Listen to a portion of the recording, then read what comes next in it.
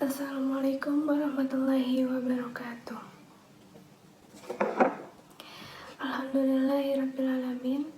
Wassalatu wassalamu ala asrafil anbiya'i wal mursalin wa ala alihi wa sahbihi ajma'in, amma ba'du. Pertama-tama dan yang paling utama, kita panjatkan puji syukur kita kepada kehadirat Allah Subhanahu wa Ta'ala yang telah mengizinkan kita untuk berkumpul di tempat yang insya Allah barokah ini. Dan tak lupa kita haturkan salawat serta salam kita kepada junjungan kita, Nabi besar kita, Nabi Muhammad Sallallahu Alaihi Wasallam, karena telah membawa umat manusia dari zaman kegelapan hingga zaman yang terang benderang seperti saat ini. Sebelumnya terima kasih kepada para hadirin dan teman-teman sekalian yang telah mengizinkan saya untuk membawakan ceramah singkat yang berjudul tentang ibadah. Teman-teman sekalian, ibadah merupakan jembatan penghubung antara Rabb dan hambanya. Jembatan untuk mendapatkan kasih sayang dan maghfirah dari Allah Subhanahu wa Ta'ala. Karena semakin kokoh jembatan tersebut, maka semakin melimpah pula rahmat, ampunan dan kasih sayang Allah kepada kita. Maka dari itu, sudah seharusnya ibadah itu kita pelihara, kita jaga, dan ikhlas dilakukan karena Allah Subhanahu wa Ta'ala. Karena sesungguhnya tujuan kita diciptakan adalah untuk beribadah kepadanya.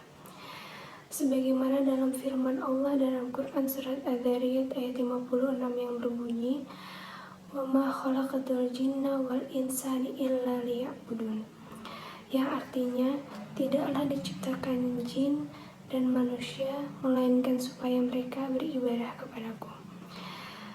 Teman-teman sekalian, dari ayat barusan Allah menegaskan kepada kita tujuan diciptakannya jin dan manusia adalah untuk beribadah kepadanya.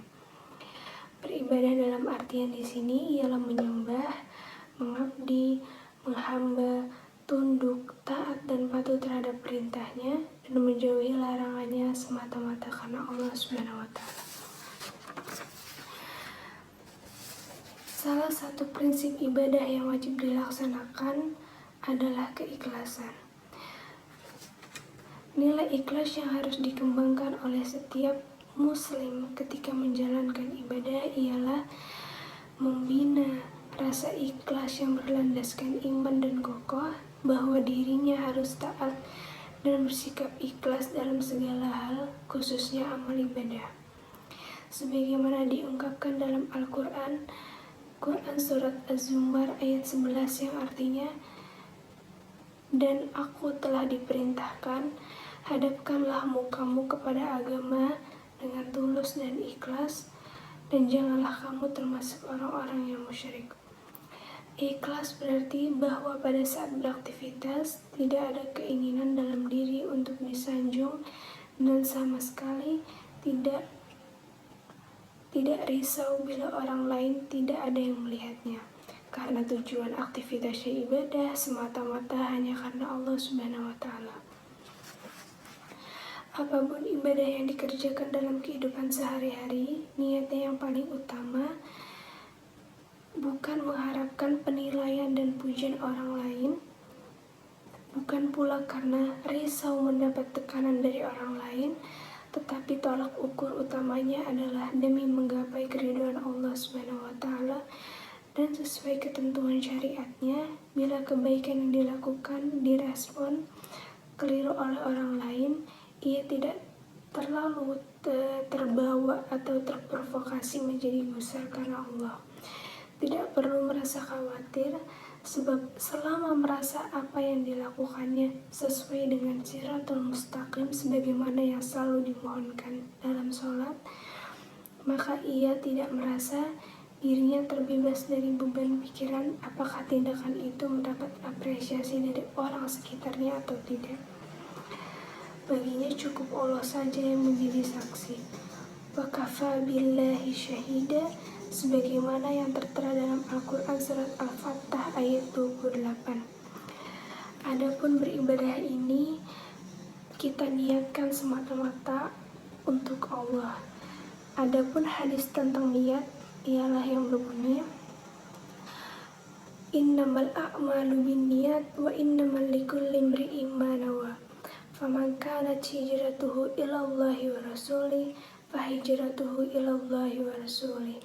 Wa man kanat hijratuhu lid-dunya yusibuha aw imra'atin yankihuha fahijratuhu ila ma hajara ilaih.